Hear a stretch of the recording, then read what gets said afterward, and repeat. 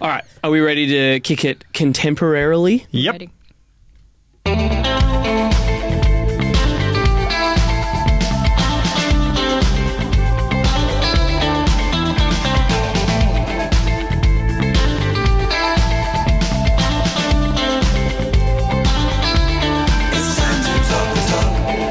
Hello and welcome to this episode of Talk the Talk, RTR-FM's weekly show about linguistics, the science of language. For the next hour, we're going to be bringing you language news, language technology, and some great music. Maybe we'll even hear from you.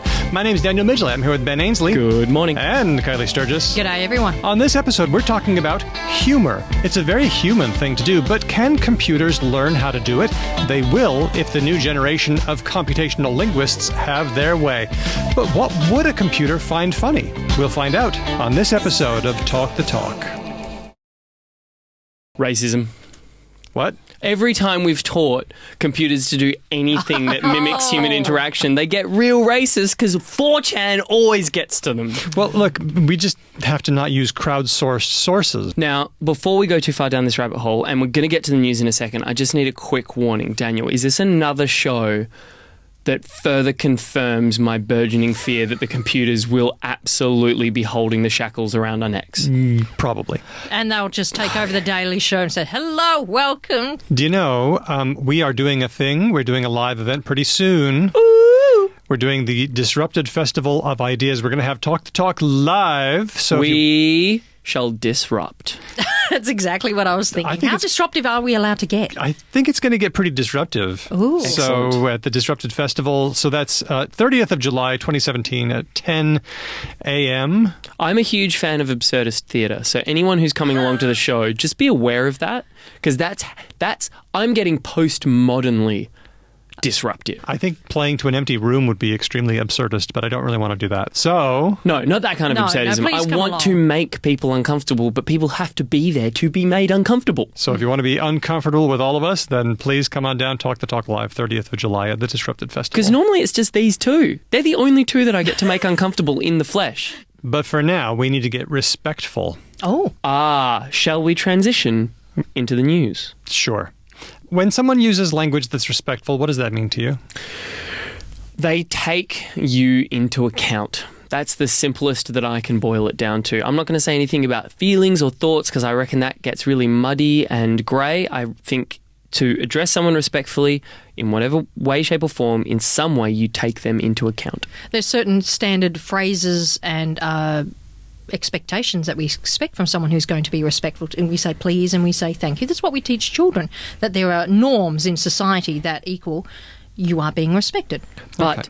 norms are always really problematic. Like in Australia, for example, racism is pretty normed, right? Oh. Like there's all kinds of norms that are not okay. Like let's not even get into rape culture, right? Like there's heaps and heaps of norms out there that are not good norms. So that's why I hesitated around this idea of feelings or thoughts or norms because there's so much of that can be bad. Well, when it comes to racism, the USA just keeps pushing out these stories of death by cop. Did you know that? Take a guess as to how many people have been killed by police just in 2017. Ooh, this will be a really depressingly fun gamble. Sorry. As we're recording this, that is the first 6 months of the year, 5.5 months of the year. Yep. I'm going to say more than 2,000, less than 3,000. Oh, geez. I was hoping for a zero, but I'm going to say under 200. The correct answer is right between the two of you. So in the USA, Really? 447 Oh, people gee. so far. Well, I'm, as morbid as this sounds, pleasantly surprised that I was wrong. Okay. Oh, I still feel sick. This week, a jury found a police officer in St. Paul, Minnesota, not guilty for the shooting death of Philando Castile, a black man who was in a car with his girlfriend. And there has been some research on what's going on with the interactions between police and drivers. Lately, a team of linguists and psychologists, including Jennifer Eberhardt and a team from Stanford University, they published some work in the Proceedings of the National Academy of Sciences. They wanted to take a look at the language that police used during traffic stops. Was it respectful or was it not? And was there a difference in the way that police spoke if the driver was black? Interesting. Okay. So to do this, they took body cam footage from every encounter in Oakland, California, with black and white drivers. And that's what really astounded me, the sample size. You might be thinking, okay, sure, maybe a couple of cops. No, they got 36,000 language snippets at nearly 1,000 stops. Then they had college students annotate these and say whether the exchanges were respectful or disrespectful in their opinion. Okay. Now, let me ask you, I've got some utterances from the police. Do they sound respectful or disrespectful to you? Okay. All right, my man, do me a favor. Just keep your hands on the steering wheel real quick. Respectful. Disrespectful. How come? What strikes you as disrespectful? Real quick. And it's also, my man, that's informal. If I was a police officer, I'd say, excuse me, sir, I'd like you to keep your hands on the whip. Maybe. See, I'm the exact opposite. Well. You'd be more casual. Well, if someone addresses me formally in that situation, it immediately gets my back up. Oh, okay. Yeah, or automatically on the back foot. No, if someone responds to me in that way, I find that, no. Well, I think what we figured out is fuck being a cop, because in this sample size of 2 people, they already couldn't win. Maybe this one's a little easier. How about, there you go, ma'am, drive safe, please. Oh, that's respectful. Ma'am, there you go, ma'am. All right. Drive safe. Please. Always a nice standard with pleases and thank yous and excuse me's. I know what we've said about cultures and norms, but, those are basic words we teach children. How about this one? It just says that you fixed it. No problem. Thank you very much, sir. Sure. Absolutely. Please, thank you. Yeah. Okay. And sir. Well, they took the utterances that these annotators thought were respectful and not so respectful, and then they looked at the words inside of the utterances, and they found kind of the same thing that you'd expect. They found that if the police officer used surnames or formal titles, that was in the respectful ones. First names and informal titles, like my man, less respectful. How interesting. They found that things like reassurance, sometimes saying things like no problem, that was respectful, or expressing gratitude, like thank you very much. Also, asking for agency, like can I get you to, that was something that came up in the less respectful utterances. That's very counterintuitive to me. I thought so too. Another thing that was a little funny was that in the less respectful conversations, there were more disfluencies. That is, starting a word and then stopping and trying to start again. Do we have an example of that? Like if I tried to do that just then. Oh, okay, right, I getcha. Sort of a stutter or Kinda. stammer, yeah. But if you said and that tended to come up in the respectful conversations. That's also counterintuitive. What's going on here? Well, if you express a little bit of tentativeness, then you're showing that you're not Mr. Forceful and direct. But isn't a disfluency the exact same thing? They're drawing a distinction between a disfluency, which is like starting and stopping, and then a hesitation noise like and ah. Then they went back and they saw if the utterances that had the disrespectful words were aimed at black drivers or white drivers. Take a guess. Yeah, they were. You're right. They found that the police spoke more respectfully to white drivers, also older drivers, and if there was a search, police used less respectful language, as you can imagine. Yep. And this jibed with the markers who found overall that the utterances to black drivers were less respectful. Okay, so one thing that immediately jumps out to me that's not a pattern in data, which is just a thought that I had, is how much of this could be attributed to an attempt, however misplaced, on the part of police officers at code switching. You mean like trying to be more colloquial to match? And informal, yes. And I mean, I assume that the information you have in front of you doesn't tell you whether the officers themselves were black or white. So maybe some of the black officers are actually code switching really effectively, which brings me to my second point, which is who was annotating whether this was respectful or not again? Oh, that's a really good point. Perhaps white college students. This is the classic problem with nearly all psychological studies, is that the kind of people who are doing the actual, like, heavy cognition lifting are all a very narrow band of humans. Like, a very narrow band of humans. I do note that the students had no knowledge of the driver's race, rated speech towards black drivers as less respectful than speech towards white drivers overall. So sure, that would have been you can't, yeah, sure, blind, absolutely, but that doesn't change the fact that they're all speaking from an identical cultural context. Possibly. Well, here are some things that they looked at that didn't matter. The race of the officer didn't matter. They didn't seem to speak any differently. Oh, okay. The part of town that they were in didn't matter. Right. How severe the offense was also didn't matter. No difference in language there. That's there's a lot of this that is running counter to what I would have assumed. That's one of the things about these kind of language tasks. The severity of the offence had no change in language. That's crazy. Didn't change the kind of language the officers used. Now, were the officers being more colloquial with some people, like trying to get to someone's level? Well, they might have been sometimes, but there was no correlation between the formality of what the police were saying and the race of the person. Oh, okay. Like Interesting. they weren't speaking colloquially to black people and formally to white people. There wasn't any correlation that way. Right. The formality was higher for older drivers and for female drivers, Right. but not necessarily for white drivers. So let's break down the results. We had the one that said, all right, my man, do me a favor, just keep your hands on the steering wheel real quick. Right. All right. And Kylie, you thought that was... Yeah, that's one of casual. I would hope that someone in authority, a police officer or, a security guard would not speak to me like that. So let's break that one down. All right, my man, that's an informal title. Yes. Yeah. On the less respectful side. Yes. Do me a favor. That's one of those- respectful, though. Do me a favour. No, I'm going to please ask you to, or please can you. No, but it's not a command.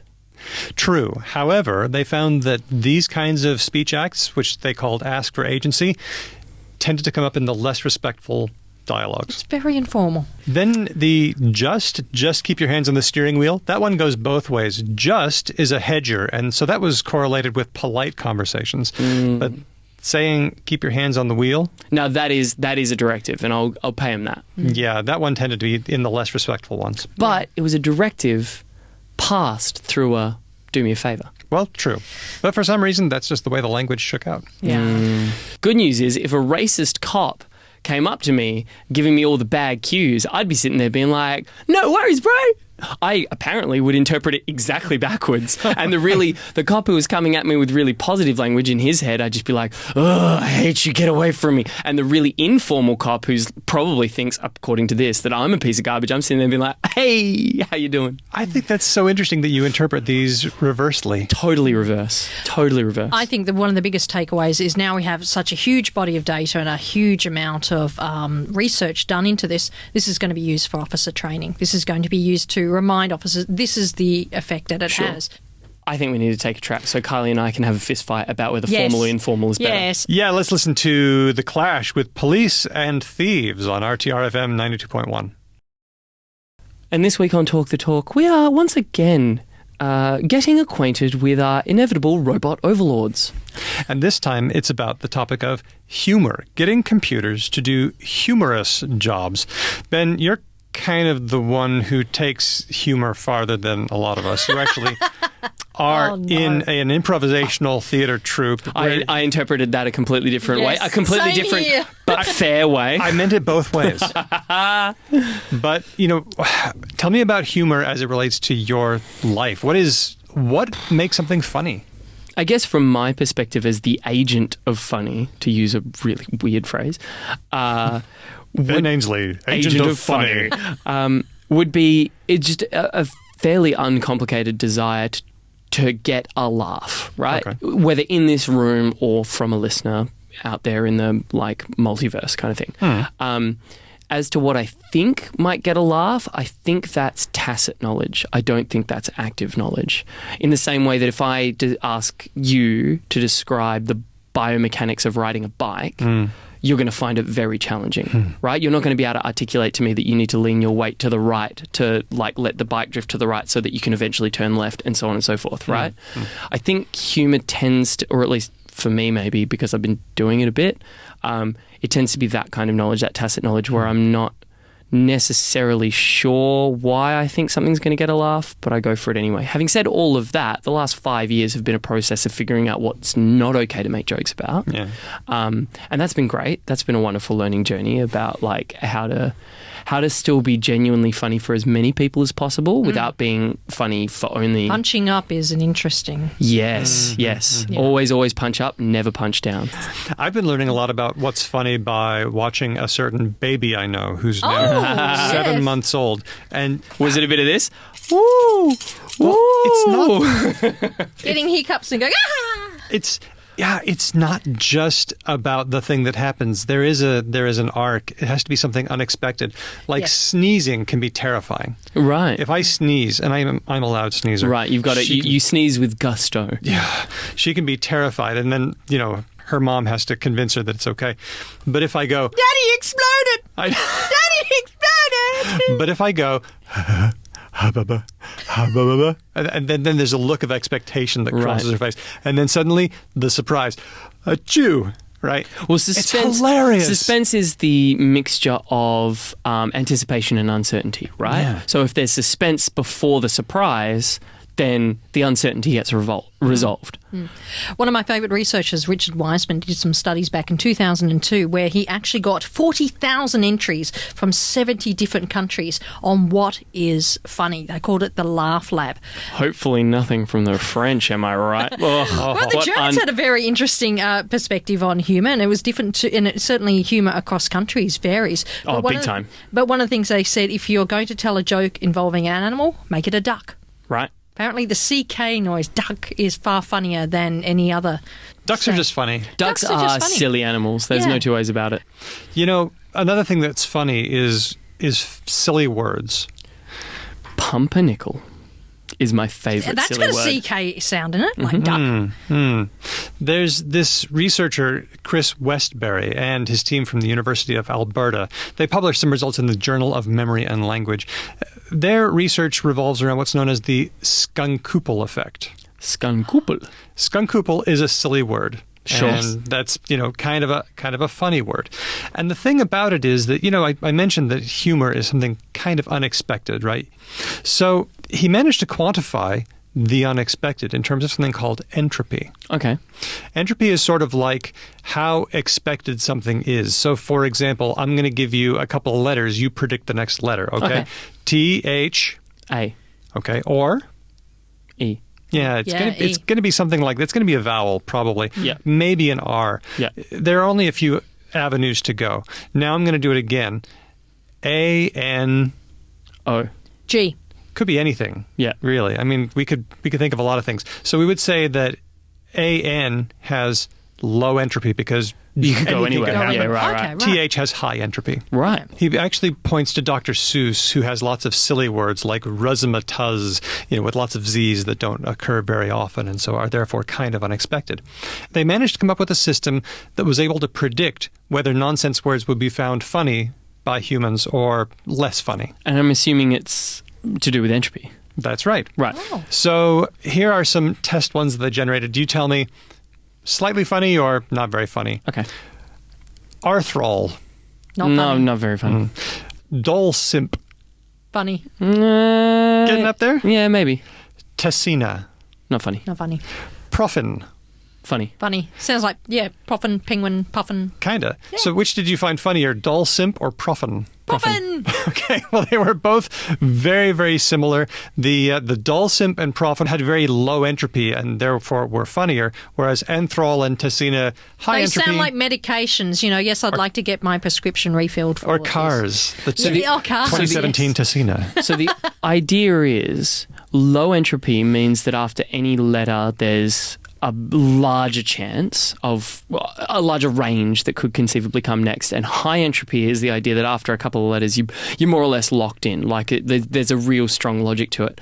And the humour goes, things with the lower entropy, the things that could go anywhere, they're the funnier. Yep. And the higher, okay. Unusual, unexpected, slightly more funny. As long as you don't have to drive a car with a wacky name like that. Yes, I got the new Puffin. Yeah, you could have the Ford Tessina, but you'd never have the Ford Dulcimp. Right? Oh no, you could. You The could. Dulcim. It sounds like one of those like 80s Russian four-wheel drives, like a Lada or something. Like it's, yeah. It's been a Dulcim! It's like Homer Simpson's car. yes. Now, computational projects take one of two forms. One is humor recognition, where they just try to say, oh, yeah, that's funny. Mm-hmm. And then there's humor generation, which is Here's where we get to it. much harder. This is where we are just intellectually discussing our eventual masters. So let's tackle humor recognition first of all, and then get into humor generation. This is one from D.E. Yang and a team from Carnegie Mellon University. What they did was they retooled the humor recognition job as a classification task in which you try to just simply put a thing in one of two bins, funny or not funny. Okay. But they also had to look at some features because you can't just give it unconstrained data. You've got to help it out a little bit and give some clues as to what's funny. Right. So they figured out these things. If something's incongruous, that's pretty funny sometimes. Okay. Ambiguity, interpersonal effect, and phonetic style. And how did they come up with these? Like, was this just like a survey set, or? I think they probably did some heavy introspection on this one. This is what you got to do when you're... That's just not funny! When you're a computational researcher, you've got to say, all right, well, what are my instincts on this? What do I think is funny? And then you go from there, which isn't very good if you're not very funny yourself. But I have found that computational linguists are hilarious. I am... You're getting funnier all the time! Thank you. Moving on. So, they figured out that you need to extract humor anchors. That is, the little hinges on which the joke turns. Mm-hmm. So I'm going to give you some jokes. See if you can spot the anchors. I'm glad that I know sign language. It's pretty handy. Handy? Yeah, that's the thing that makes it happen. Yeah. I used to be a watchmaker. It's a great job, and I made my own hours. Hours. Okay. We're just looking at the puns. Kinda. I spot the pun, yeah. Did you hear about the guy who got hit in the head with a can of soda? He was lucky it was a soft drink. Soft. Okay. So you've got a couple of things going on here. You've got the soft drink part, but then you've also got the thing that it relates to, like the can of soda. So what they did was they started looking around in these jokes for hinges, these anchor points. And if you could find two things that were kind of semantically related, then you probably found it, like the make your own hours versus watchmaker, or sign language and hands. Yeah. Well, I mean, the good news is if we're teaching computers how to identify puns, hopefully they'll come for the people who use puns a lot first. They will be their gods. Yeah. There have been other projects that have tried this, like Tristan Miller and Irina Gurevich from the Technische Universität of Darmstadt. They tried the same kind of thing, but they looked for entire phrases. Phrases are good for this kind of thing because in a pun or in a joke, it's a way for you to get someone on track to something expected and then flip the script a little bit. Okay. In this one, a book fell on my head. I've only got my shelf to blame.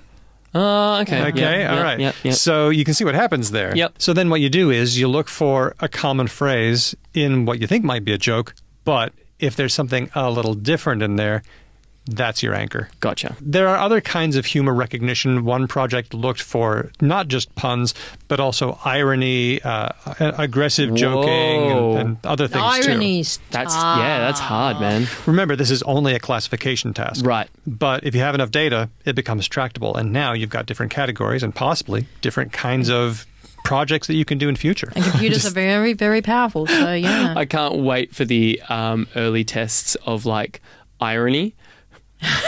Hey, Ben, I hear that it rained on your wedding day. How ironic. Oh, I'm remembering Baldrick in Blackadder. It says, irony. It's like bronzy and goldy, except it's made out of iron. I never gelled with got Blackadder. I never gelled with any of the British comedies. Well, let's take a track, and when we come back, we'll look at some examples of humor generation. Oh, this is good. Okay, what are we going to listen to? This is Katie Steele with Where's the Laughter on RTR FM 92.1. And if you're just tuning in, I hope you've got your funny hats on because we're about to hear some humour that was generated by computers. I'm not confident. I'm going to put it out there right now. I have a feeling these are going to be deeply unfunny. Remember that this is one of those jobs that we hope a computer can eventually do as well as a human. No, we don't. Okay? No, we absolutely don't. Because if a computer can joke effectively, right, it can hide its intentions effectively. Damn. You know exactly what's going to happen. You'll be trying to write something and suddenly Microsoft Clippy will appear and say, it looks like you're trying to write a joke. Shall I help you make it funny? Can we just focus on Clippy for a second? How long has it been since we've seen Clippy? How dated a reference is Clippy now? Yeah. That's like 2003, I'll bring it back surely. just to toy with it. You don't hear a lot of Clippy jokes lately. So I'm really glad that you're bringing that back. Yeah, pulling from the deep cuts. Okay. Humor generation is really hard. Yeah, big time. So what you try to do is you try to constrain it in a kind of template. Now, we've already talked about that's what she said jokes. Sure. This was ages ago. Yep. So that's one. Here's another one. I like my X like I like my Y. Yep. Z. I like my men like I like my coffee, not being charged at $6.50. Okay. I like my... I hope you want your men charging more than $6.50, Kylie. I hope that's where that joke went. Because if your men are charging you $6.50, get better men.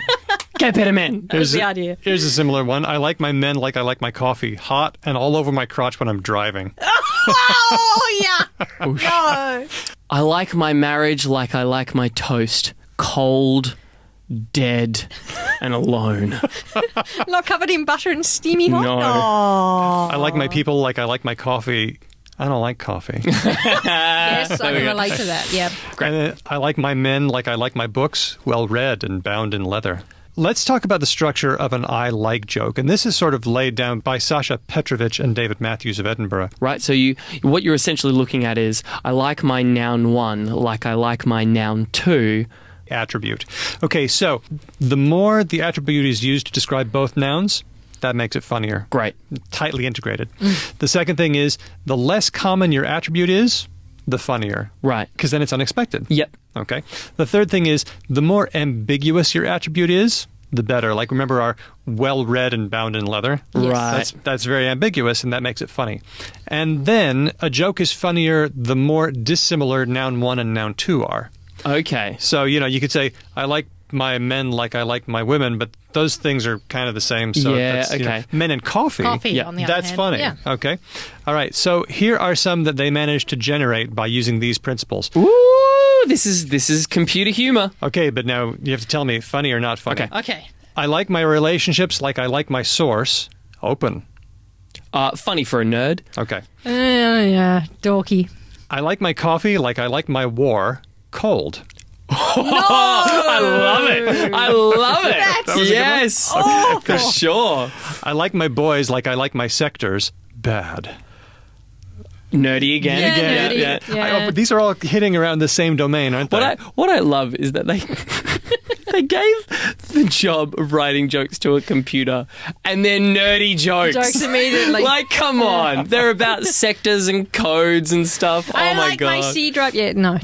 Okay. No. Well, let's take a look at another domain here, and that's acronyms. Okay. Sometimes you can make funny acronyms. Like when I went to BYU, Brigham Young University, we had funny acronyms that it might have stood for, like Boil Your Underwear, Bohemian Yak Ukulelists, or Beat Yourself Up. Oh. Another great example is the Canberra University netball team. Oh, no! Oh, no. It doesn't exist, does it? I guess it would. I really hope they don't, you Did they? naughty fellow, Did they Ben. stop? What about RTRFM? What could we do that would be funny? Rigidly transmogrified radio frequency masters.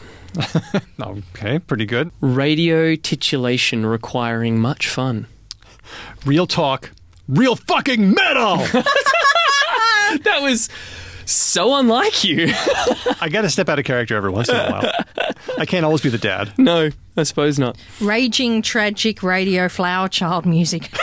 I like the I like that you tried to ham fist the flower child with a hyphen though. That's nice. I like that. Yeah, you got to have some standards. Yeah. Well, Oliviero Stock and Carlos Strapavada from ITC Erst wrote a thing called ha-acronym. Oh, Oh, okay. geez, what a terrible portmanteau. Well, see, here's the thing. People only read this. They never say it. Right. Well, what you got to do when you're doing a task like this is you've got to choose what words you're going to keep unchanged and which words you're going to change a lot. And you've also got to look for plausible substitutions. So, for example, they generated the ACM, which is the Association for Computing Machinery, the Association for Confusing Machinery. Oh, See, now that's funny. Shade thrown. Shade thrown. The FBI, not the Federal Bureau of Investigation, but the Fantastic Bureau of Intimidation. Yeah? Sure. Not bad.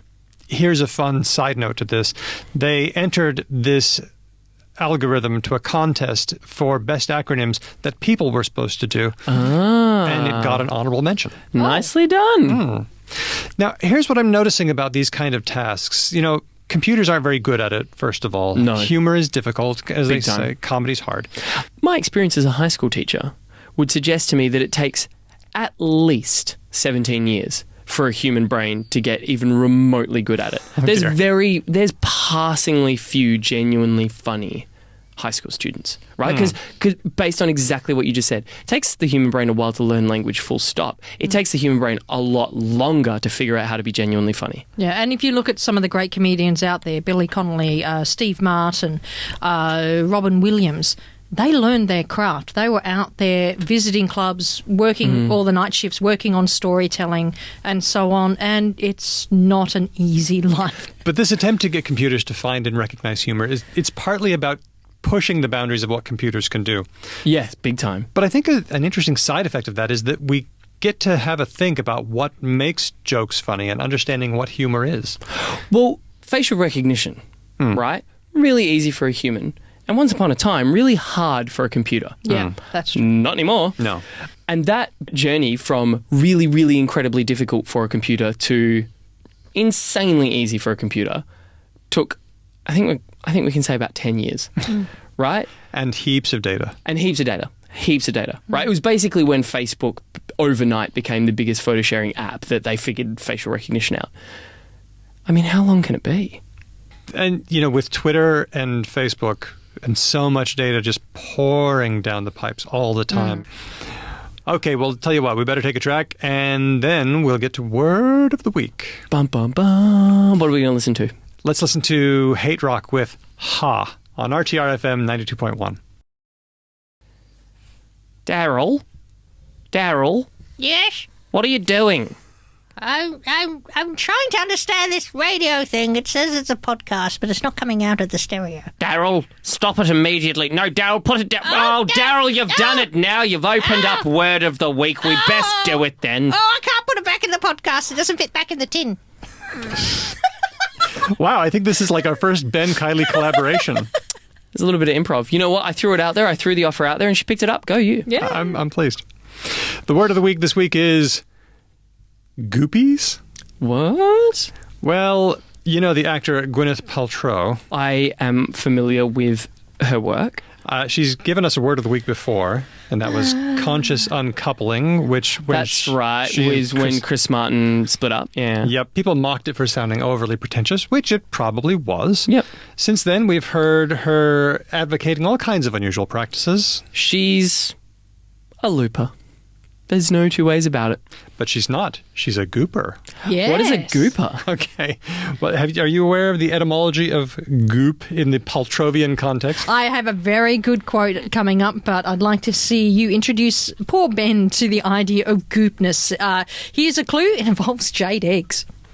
Jade eggs? And insertion. Ow! I have no idea what either... Like, Oh, innocent Ben. She also Poor was Ben. an advocate of steaming one's vagina. Yeah. There's a lot that's vaginal here. doesn't that hurt? Because whenever I go anywhere near steam, it's very hot. Yes. Well, yes. Clearly there's something that we don't understand It's about like this kicking the process. Boston Dynamics dog. Just don't. Yeah. Don't do it. I was unaware that she's turned this kind of nonsense into big money.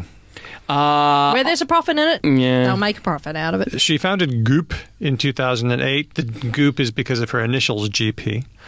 It's kind of Okay. her... Where does the O come from? You can do anything you want with vowels. Okay. Gap was taken. So Goop has a website, it's got a magazine, and last week saw a conference in Los Angeles called In Goop Health. So just to be clear, what we're talking about here is a cult of personality purely arranged around the tastes of Gwyneth Paltrow. It's like Oprah, but worse. Okay. Yeah. Because with Oprah, you got the feeling like a lot of the junk she was promoting was kind of accidental, but for Paltrow, the junk is the point. Right.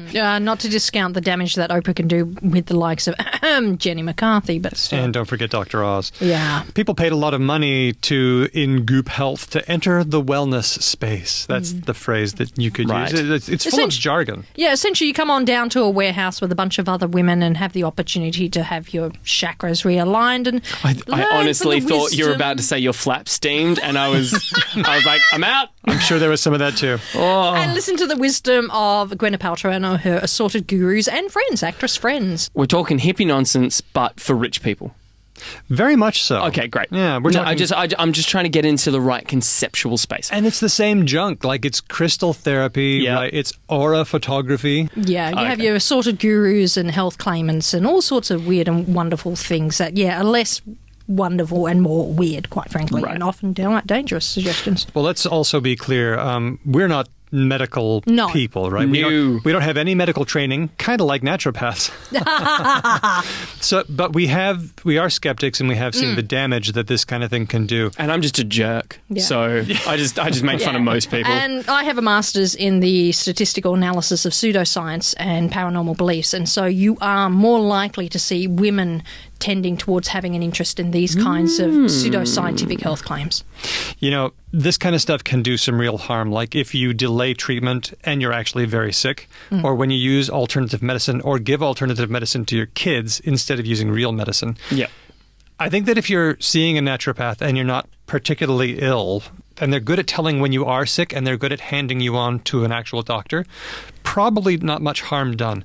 But It's the classic means line, right? Like if the only means you're giving up as a moderately well-informed person is your own money for non-impactful reasons, do what you want. Knock yourself out. Yeah, you know, yeah, like have some fun. Yeah. Put absolutely. your pink crystal rock on your coffee table go and nuts. use it as a paperweight and pay after someone a couple of $500 for it if you want to, and that's like I wouldn't call it money well spent, but you would, and that's all that really matters in that context. Some people love a massage if it happens to have a couple of warm rocks on you at the same time. Yeah. Fine, whatever. But can I give some red flags? And maybe you can back me up on this or Yeah. have your own.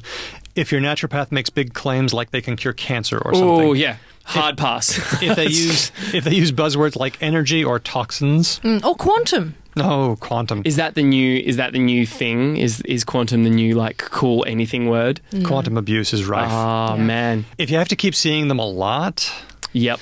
and if they have an adversarial stance toward regular medicine, like if they Right. talk about big pharma conspiracy theories, or doctors don't use their techniques because they're trying to keep people sick or something like that, be very, very careful. In fact, don't be careful. Just run away. Yeah, that's right? it. That is it.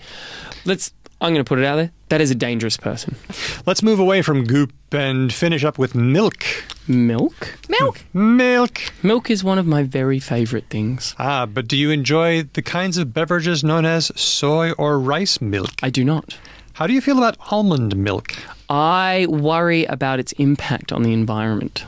I worry about whether or not they have really teeny tiny hands like Donald Trump in order to milk that almond.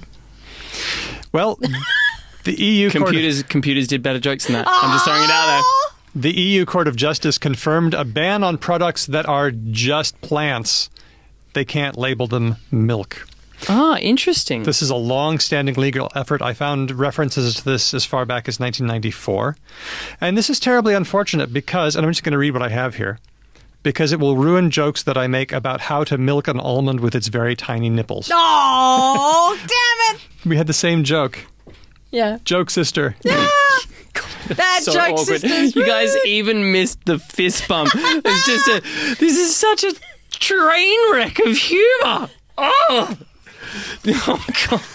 Stop being so white, both of you. Why do you think there is such an interest in not calling it milk? Oh, absolutely. It's bankrolled by a dairy industry somewhere. Yes, Big it time. is. Yeah. Because I've got the Oxford English Dictionary in front of me, and it says an opaque white fluid rich in fat and protein secreted by female mammals for the nourishment of their young. Sure.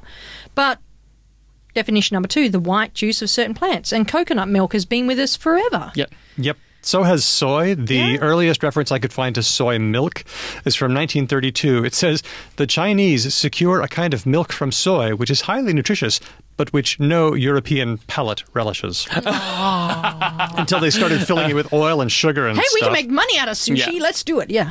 So there are some exceptions to this. Coconut milk is okay. Nut butter, okay. And ice cream, like different kinds of soy ice cream, still okay to do. But the EU is going to start cracking down on your plant-based milk beverages. Interesting. Yeah. Well, they're just going to call it almond liquid. You could call it Almond almond beverage or juice? almond drink. Those are the two alternatives. Wow. Soy juice. Yeah, I feel like juice is almost a better option than those two things. Coconut juice. Almond beverage? Jeez, doesn't that sound like a 1984 era, like, vending machine? You may have almond beverage. You know, we had our sandwich episode a while back. Are these...